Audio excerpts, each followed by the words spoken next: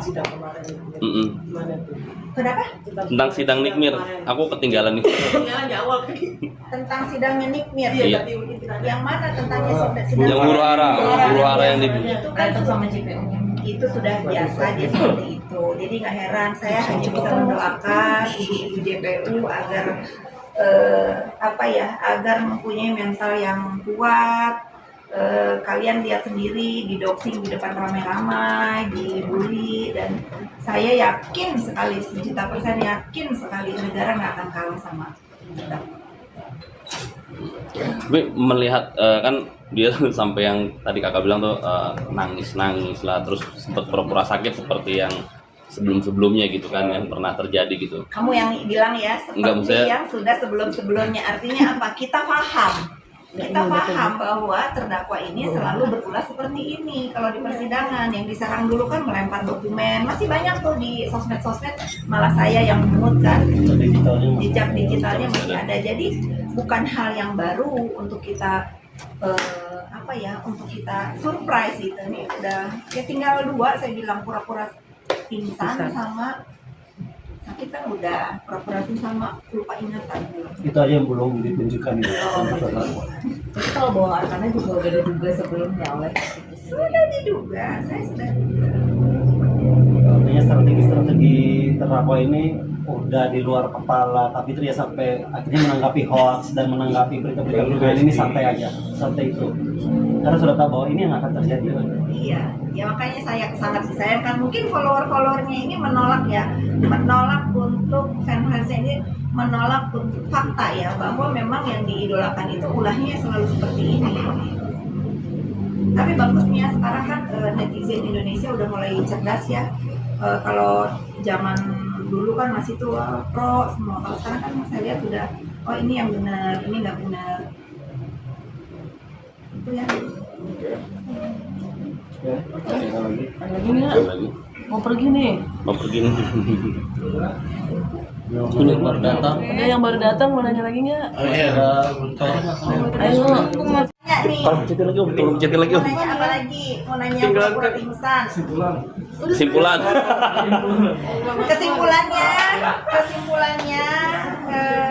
Kesimpulannya dari saya.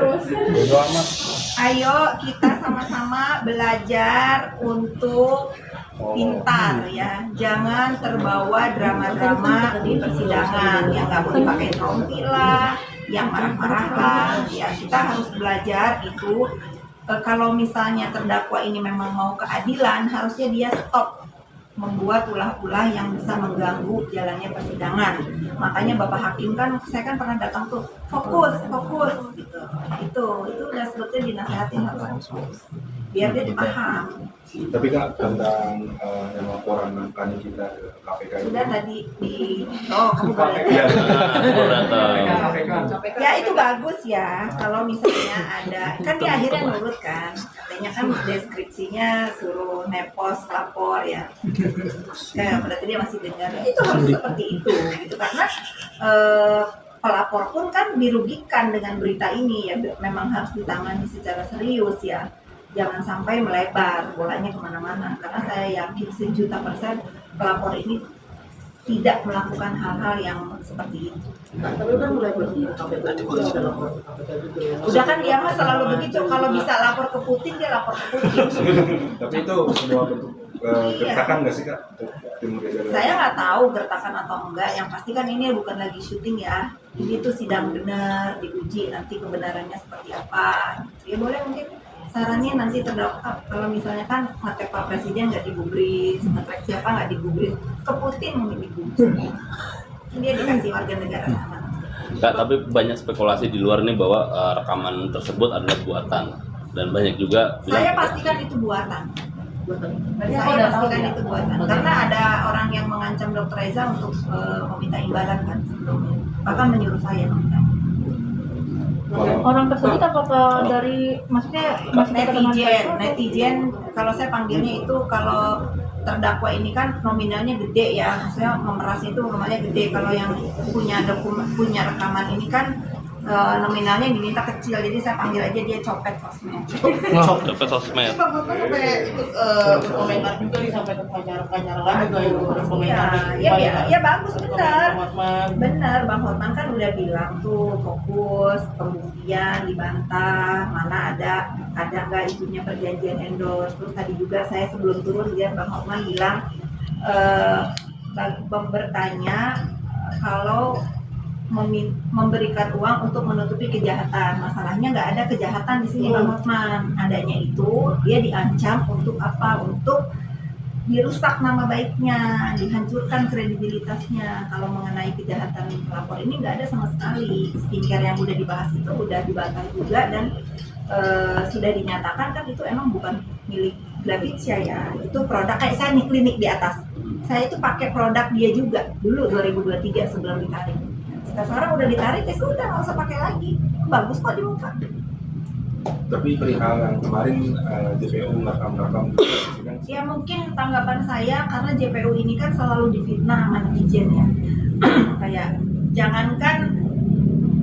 jangankan berjalan, mimik aja kadang-kadang kan didoxing tuh. Saya setuju dengan apa yang dilakukan ibu-ibu JPU. Biar apa? Biar dia punya dokumentasi sendiri bahwa yang dia lakukan itu ini loh.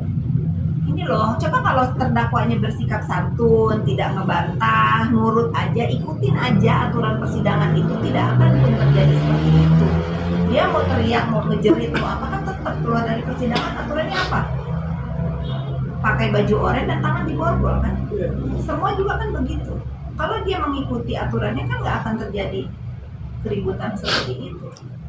Melihat terdakwa sendiri ngata-ngatain JPU itu Ya gimana? itu yang disayangkan ya. Tapi kan sekarang makin memperjelas. Dia ada di kursi kesakitan itu atas ucapannya, atas ancaman mulutnya. Nah, ditunjukkan di depan khalayak ramai bahwa dia melakukan itu kepada penegak hukum. Bagaimana sekedar pelapor doang? Bagaimana kalian, bagaimana ya, dia nggak ada artinya kan. Kata dia ada tuh di video, kasih saya waktu 2,5 menit untuk menghancurkan siapa tuh, saya lupa tuh, pokoknya ada tuh, kasih saya waktu 2,5 menit untuk menghancurkan orang, kan itu ngeri. Pak, tapi ini isunya betul nggak sih adanya musuhnya dalam selimut gitu? Musuh dalam selimut siapa? Dalam seringkali muncul dalam kasus hukum seperti yang dalam kasus Militan tadi. Kakak ikut saling ikut mengomentari gitu, ada kasus polisi gitu. Melihat dulu bagaimana sebenarnya gitu. Musuh dalam Ada selimut. musuh dalam Saya selimut. dia bukan musuh dalam selimut saya, dia musuh saya terang-terangan. Nggak ada musuh dalam selimut, nggak ada.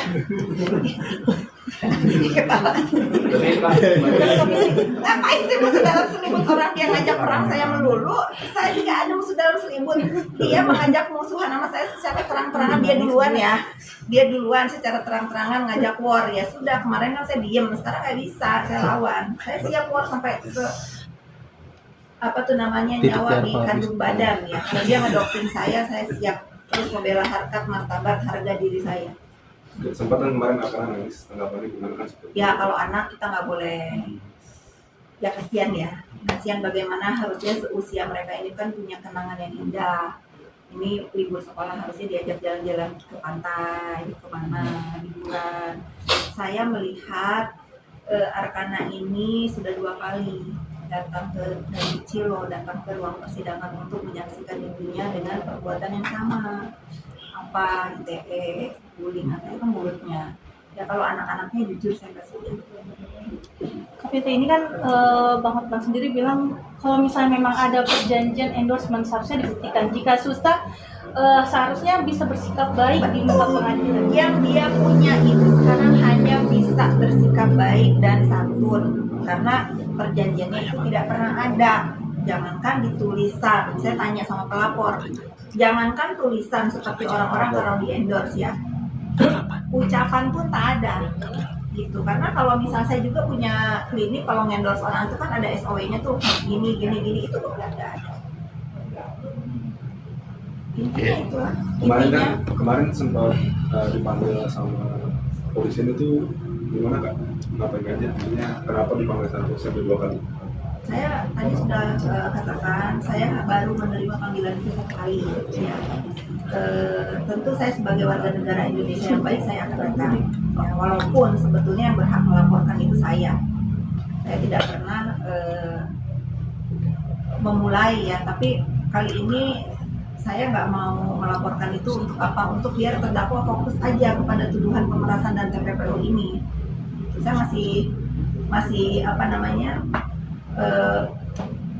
Masih kasihan sama penegak hukum kalau selalu ngurusin laporan terdakwa lagi, karena laporan itu kan banyak banget kan. Ada laporan Isa Zega juga yang dia bersaksi palsu. Isa itu sampai ditahan loh untuk kesaksian palsu dia di Jakarta Selatan juga. Jadi ya saya pikir ada laporan saling pukul sama Rasman juga sampai di mana kan banyak. Jadi kalau sekedar nanya laporan saya ITE, yang kata ITE itu kan pencemaran nama baik ya yang dia laporkan. Nama baik siapa yang saya cemarkan? Kalau dia namanya baik kan nggak ada di kursi terdakwa sekarang. Tapi kemarin sempat tidak memenuhi panggilan. Bukan tidak memenuhi panggilan, saya tidak menerima panggilan yang pertama. Panggilan yang kedua, kebetulan saya nggak ada. Tapi nggak usah lah, nggak usah kita perpanjang lagi. Mungkin karena saya pindahan rumah sehingga surat yang nyampe ke saya baru 1 kali. Ya. Kak, mungkin terakhir Kak, apakah nanti di kasus Nikita ini membuat dia bisa dibilang tuh efek jerah untuk Nikita atau malah sebaliknya? Saya berharap sih seperti itu ya. Mudah-mudahan dia banyak belajar dari kasus ini. Berubahlah. Kasihan orang-orangnya.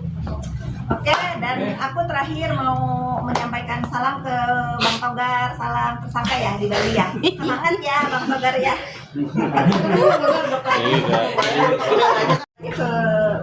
Ke pihak berwajib dong. Saya belum pernah dapat 2 kali panggilan, saya baru dapat 1 kali panggilan. Ya, dan saya akan datang. Nggak usah menanyakan panggilan kedua, saya akan datang. Tapi kenapa dari polisi bilang ada panggilan kedua gitu? Jangan tanya ke saya dong. Ya mungkin dugaan saya kan pindah alamat. Mungkin yang pertama nggak nyampe karena kan yang harus diakui itu yang saya terima. Saya kan pindah rumah, mungkin waktu itu ngidupnya di rumah yang pertama, jadi saya nggak terima. Gitu ya. Ini bukan masalah yang penting untuk kita bahas terus ya, karena pertama nama baik siapa yang dirusak ya. Kalau dia namanya baik, dia tidak jadi terdakwa. Yang harus berhak melapor itu saya, karena saya yang selalu didoksi sama dia, dikatain penipu, dikatain apa lagi tuh, dikatain udah macam-macam lah. Udah saking malesnya saya bilang ya, mungkin dengan kalau saya yang melaporkan, mungkin kata Tuhan, udahlah Fitri, ini bukan balasan yang setimpal untuk kamu melaporkan dia. Mungkin Tuhan memberikan cobaan sekarang dengan pasal pemerasan, dengan TPPU ini mungkin yang adil, kata Tuhan, untuk ulah-ulah dia selama ini di dunia maya. Dan berapa banyak orang yang tersakiti oleh ucapan dia, berapa banyak orang yang menangis karena ucapan dia. Saya nggak tahu doa mana yang didengar, akhirnya dia duduk di kursi terdakwa sebagai sakitan. Dalam tuduhannya apa? Bukan ITE.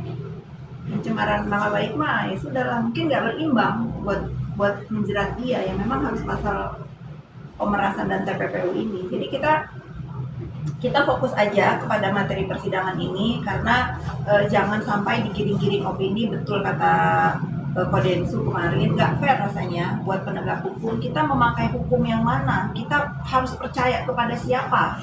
Kalau semua masalah itu selalu digiring bahwa penegak hukum ini bisa disogok gitu. Rasanya kan nggak fair juga untuk penegak hukum yang masih banyak kok yang jujur di Indonesia ini. Jadi kita jangan membiarkan, jangan menormalisasi juga apa-apa itu kalau misalnya tidak sesuai dengan harapan yang tidak puas, selalu digiringnya itu penyuapan, sogok. Enggak. Saya yakin para penegak hukum, majelis hakim yang terhormat, ibu jaksa juga yang pada hebat ini tegak lurus, dan saya yakin sekali tidak ada permainan-permainan yang dituduhkan oleh saudara terdakwa ini, karena mengingat yang sedang ditangani ini kasusnya walaupun kasusnya kecil tetapi sangat menggelegar di Indonesia. Saya rasa nggak mungkin. Tapi kalau menurut Kak Fitri sendiri, selama perjalanan sidang yang harusnya ini kan kasus pidana pemerasan TPPU ya Kak. Tapi dari pihak terdakwa tuh selalu menggiringnya ke soal skincare aja. Itu yang dikatakan sama Bang Paris, Pak Hotman Paris, kenapa harus bukan pokok masalahnya yang dibahas, kenapa harus produk, karena ini bukan tentang produk saya. Produk itu urusannya ke BPOM ya. Sudahlah, saya juga saya bukan pakar hukum ya, tetapi melihat perjalanan persidangan ini lari dari harusnya membelanya kan kepada tuduhan, harus disangkal, pembuktiannya apa, dakwaannya apa gitu. Kok terdakwa juga marah-marah gitu ya. Ini kalau saya melihat ulah terdakwa di ruang persidangan nggak heran ya, saya pernah melewati ini juga waktu nemenin dia. Kalian ada semua kan waktu itu ya, yang lempar dokumen di hakim, yang marah-marah, yang pura-pura pingsan. Belum yang pura-pura pingsan, kemarin baru jongkok doang kan. Ini ada edisi hampir. Ada yang bilang ya, ada yang nge-DM saya, terdakwa mau pura-pura pingsan tapi ingat sama tasnya di kursi diambil sama pindahin, jadi dia sadar. Berarti dia nggak. Kurang totalitas kemarin. Dia bisa lagi yuk. Mungkin minggu depan ya, mungkin. Tapi Kak Fitri miris nggak sih melihat kemarin di persidangan juga sempat ada anaknya terdakwa sampai dibawa-bawa ke Ya udah saya tebak dulu juga kan seperti itu. Iya. Alasannya kalau ini kan yang digoreng ini ibu single parent, yang memilih single parent kan dia, iya nggak? Bapaknya kan semua ada, anaknya kan semua ada bapaknya. Bukan tidak mau bertanggung jawab loh bapaknya ini, karena saya tahu banget karena akses yang tidak diberikan menurut informasi seperti itu, dan saya rasa memang tidak. Jadi kalau misalnya kalian ini netizen ya, dia single parent, kalian tuh harus berimbang. Bagaimana dokter yang ada di situ yang anak itu banyak, yang didoksi, yang dibully, yang terus diancam, yang terus ya sudahlah. Jadi kita harus fair ya. Tapi Dokter Reza sendiri kalau nggak salah nonton aku di Korean Show, dia bilang sempat insecure juga nggak sih karena pembuliannya gitu sampai sekarang Pak? Sampai sekarang ya. Nah itu ya, maksudnya luka hati orang yang dibully itu kita tuh nggak tahu sembuhnya itu bisa kapan. Makanya saya kan selalu bersuara stop bullying, karena itu terjadi di keluarga saya, di anak-anak saya. Nah sekarang alhamdulillah anak saya sudah sedikit terobati lah ya, udah bisa menghandle jadinya untuk move on dari bullying. Kak, izin Kak, ini mungkin ada chat kakak yang tersebar itu tanggapannya gimana? Saya 1.000% itu bukan chattingan saya. Oke. Ya, 1.000% bukan lagi 100%. Saya tidak pernah senorak itu. Kalau saya nggak, bahasa itu terlalu alay buat saya. Saya itu nggak gitu. Cara saya ngetik, cara nulis itu ya udahlah, ini menurut saya mungkin karena frustasi untuk kubu terdakwa ini mendoxing. Saya juga heran kenapa harus saya gitu. Semenakutkan itukah saya buat dia, semengerikan itukah saya buat dia, sehingga apa-apa itu dikirimnya saya, dibilang dalam, dibilang apalagi nih. Ya sudah, semenakutkan itukah saya buat Anda, sehingga Anda itu rajin banget membuat doxingan yang saya itu masih gar. Nggak mungkin, saya nggak mungkin tumbang dengan doxingan. Kalian kan sudah tahu, saya dibilang penipu. Mana korban penipuan yang pernah saya lakukan? Satu, sini datang ke rumah saya. Kalian kan sudah ke rumah saya semua, datang bawa ke rumah saya. Hari ini ada lagi katanya, saya bisnis kayu. Jangankan saya mau menebang pohon ya, ya. Jangankan menebang pohon ya, rumput aja kalau bisa nggak saya tebang, nggak saya cabut, karena itu saya sangat mencintai lingkungan. Di dalam rumah saya aja ada pohon, gimana saya harus bisnis illegal logging atau apa itu? Saya nggak frustasi. Saya rasa ini terdakwa ini udah judul sudah itu berita yang paling menggelikan buat saya ya. Makanya saya tuh selalu males tanggepin. Kalau memang suami saya terlibat judul, udah dia duluan yang ditangkap di Republik ini ya. Itu aja. Nah apalagi tuduhannya Markus, ada nggak orang korban yang saya Markusin datang ke, pokoknya segala tuduhan dia itu segala tuduhan dia itu yang banyak itu tidak ada satupun yang bisa dia buktikan. dalam doksingan dia itu terhadap diri saya. Makanya saya ketawa kalau saking saya udah speechless yang lihat terdakwa ini sangat frustasi, ada aja yang dicari. Tapi akhirnya apa? Akhirnya dia kan pasti kesel kalau saya balas dengan ledekan-ledekan. Karena saya udah nggak bisa diam lagi kalau di doxing. Saya harus mirroring. Buat apa? Buat dia belajar. Kalau kamu bisa nyubit orang, ya kamu harus mau dicubit. Gitu. Berarti makin dia makin frustasi terdakwa, makin Kak Fitri makin terus aja korek semua segala macamnya gitu. Saya sudah bilang saya tidak akan membiarkan diri saya didoxing dia lagi. Seumur hidup saya mau gitu untuk mengcounter diri saya, tapi saya tidak akan memulai ya. Saya tidak akan memulai. Kalian cek sendiri, tidak pernah di dalam dunia maya saya yang memulai. Tapi kalau dia mengusik saya sekali ya dia harus tahu saya akan balas dia sampai saya puas. Bisa, saya sudah nggak bisa sabarin diri saya lagi untuk bullying di dunia maya. Dan mungkin ini apa yang saya lakukan ini juga menjadikan inspirasi buat para netizen yang tadinya dibully itu diem aja sehingga dia depresi sendiri, sehingga sedih sendiri. Akhirnya setelah melihat saya juga standing up buat diri sendiri, banyak yang mereka itu akhirnya tidak menormalisasi bullying dan melawan, dan akhirnya berhenti kan untuk bullying terhadap banyak sekali netizen yang akhirnya Kak setelah melihat Kakak melawan, saya pun melawan, dan itu bisa mengobati dirinya untuk tidak merasa kecil. Ada lagi? Kak, laporan Samira gimana Kak? Yang dirimu dilaporin sama Samira? Saya dilaporin sama Samira. Iya. Tolong tanya Samira kapan datang ke Medan, dia yang tersangka loh. Kurang kerjaan atau apa gimana? Iya. Saya challenge dong, tolong review nih untuk para yang mengerti ya per skincarean. Coba dong review skincarenya Samira tuh yang overclaim itu kata BPOM ya. Karena deskripsinya jangan dibilang oh ini izin edarnya atau apalah bulan Februari dia cabut, orang dia dari 2004 udah jualan kok.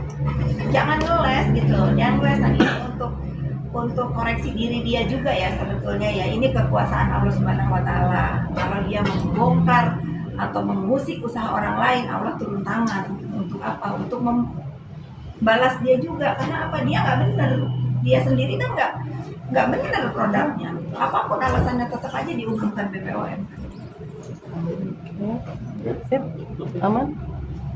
Nggak aja. Apalagi nih mumpung aku mau